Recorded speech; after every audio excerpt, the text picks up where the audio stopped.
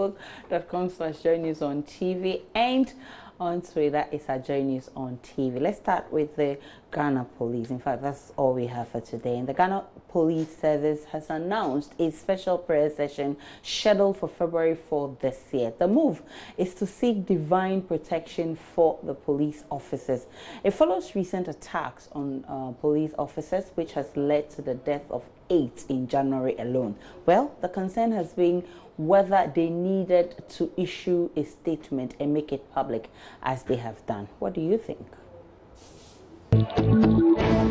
Me, I don't think this has something so special to do with God. It's about them organizing themselves well, trying to do everything on point. Yeah. Of late, people are dying, not individuals, police themselves, they are dying. So something like this nature is okay for the nation. They have to. And besides, with the prayers, I think it will work. But the government needs to put itself foot to do something about it, because the security people who are protecting us and people are doing something bad to them is really, really bored, and it's something else. I think it's very good because as Christians, we need to pray. And as a country, Ghana is, you say Ghana, everybody says that we are very like religious country. So I think it's good. It's good that they organize these programs for them. At least some of them really don't pray. And sometimes you see the Bible even says we can't do all by our strength.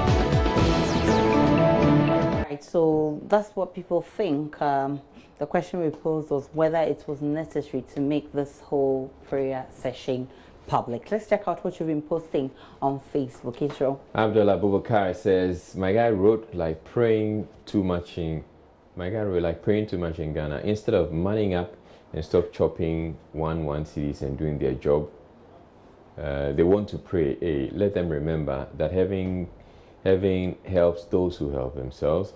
And Daniel Akakpo says, not all police personnel are corrupt. Stop giving the 1 cities and they'll stop taking it from you.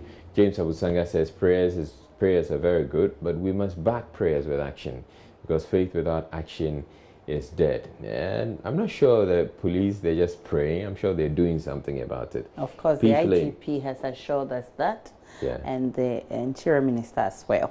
P. Flame, Neokai says, what is good about talking to an imaginary being? What difference has prayer made in Africa?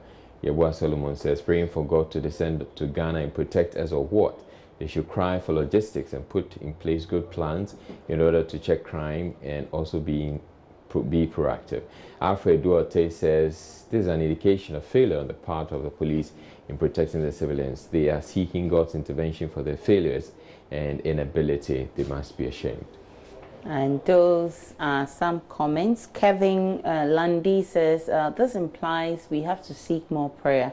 If the folks who are to protect us are helplessly seeking prayer for protection, then we are in trouble. Sadat Larry Kukroko says, that will help them, and may the good one, Allah, protect the innocent one who always got killed.